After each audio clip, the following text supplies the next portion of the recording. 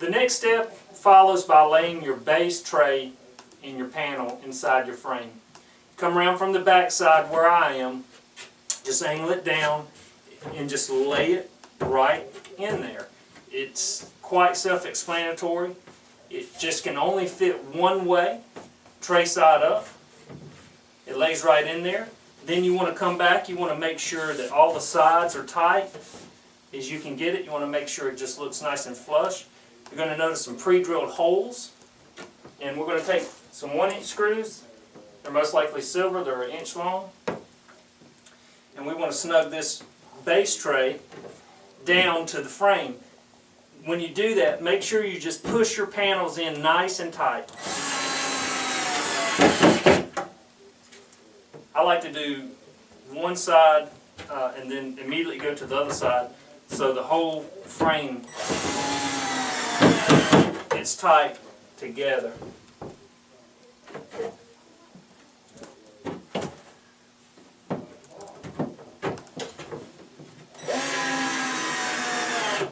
Remember, if you can snug it up, you want it snug.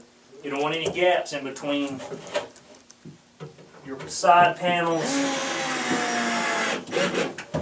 and either one of your tiers. You just keep it as tight as you can.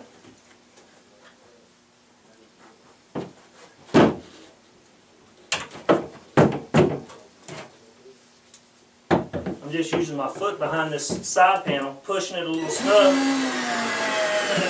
It closed the gap up really nice.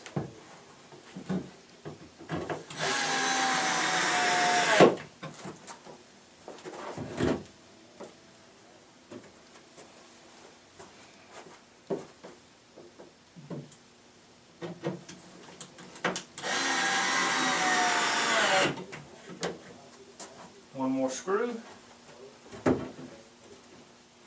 What's great about it at this stage in the assembly is that now the side panel and the base, they've all connected to each other. So we pretty much have a nice frame that we can work with, and it's not going anywhere.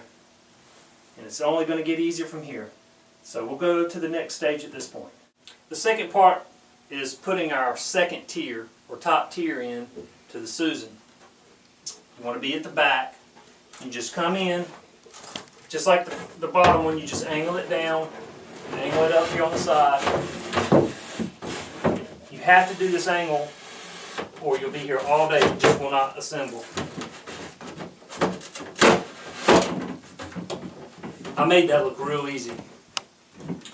Once that's in, we have fixed the screws to it. Then we'll be ready to slide in our back and start to button up the doors. Okay, here we go for the back. I pointed out earlier the miter on the left and right side. So you got your channels in the back, all the millwork has been completed. It should slide in those channels perfectly. Slide right down.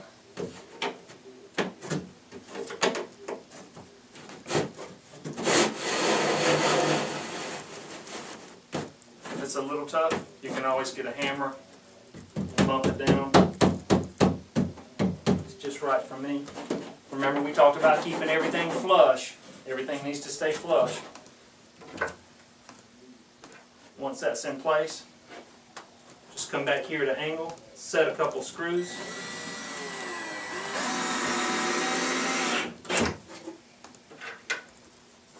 This area is hidden. It'll never be seen by the naked eye, so you don't have to concern yourself with the screws being visible from the outside.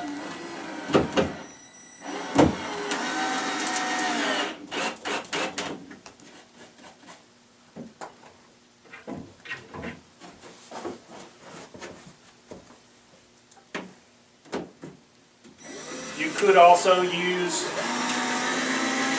a finish nail gun if you want to shoot an 1.5 inch or even a 2-inch finish nail into it.